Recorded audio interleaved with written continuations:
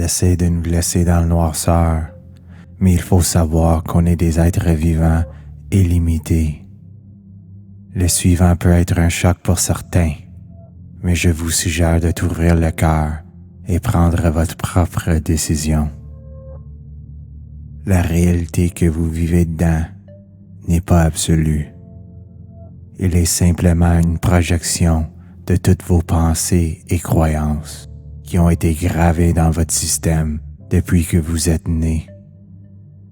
Pour le bon, pour le pire, les informations que vous avez apprises de vos parents, par les médias, par vos professeurs et le gouvernement ont été absorbées par votre ultra-puissant disque dur, le subconscient.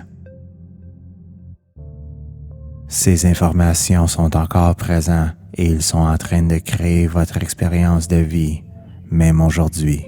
Albert Einstein nous explique que le monde que nous avons créé est un processus de nos pensées et il ne peut pas être modifié sans changer la façon qu'on pense. Si on prend l'argent en exemple, quand on se dit ou on se fait dire « il est difficile de faire l'argent », il faut travailler fort pour faire l'argent. L'argent cause du mal dans le monde, etc. Cela devient notre réalité.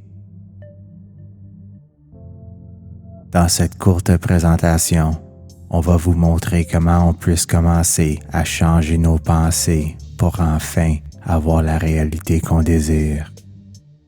On est ce qu'on mange.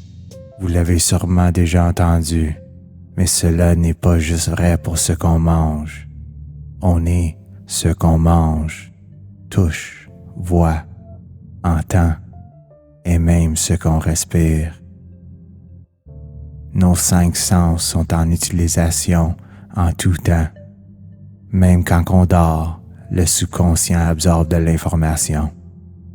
Il est très important de faire attention à ce qu'on consomme. Dr. Bruce Lipton, biologiste américaine et spécialiste en études du subconscient, affirme que notre subconscient est plus d'1 million de fois plus fort que notre esprit conscient.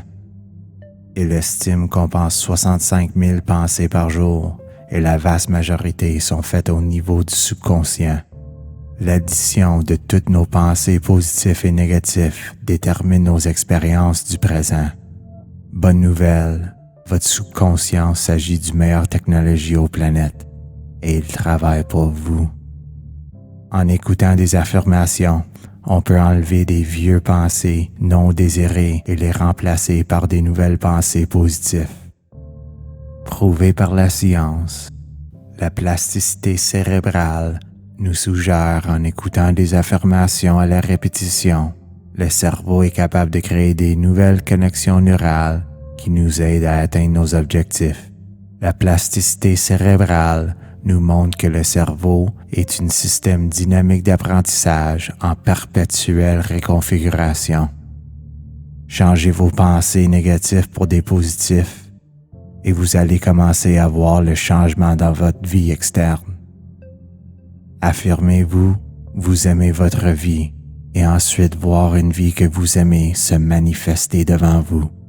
J'en suis certain. Je l'ai fait. De plus, en pratiquant la méditation, on réussit à améliorer notre focus, qui nous reste plus en ligne avec nos désirs. En sachant que nos pensées et perceptions personnelles déterminent notre réalité, Einstein nous propose que la plus grande décision qu'on doit faire, c'est de décider si on vit dans un univers sympathique ou un univers menaçant.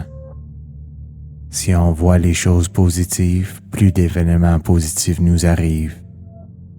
Si on voit souvent le côté négatif, la négativité nous entoure. Votre réalité est dans vos mains. C'est à vous de décider si vous allez planter des mauvaises herbes ou des belles fruitiers. Créez votre univers. Vous êtes l'architecte de votre vie.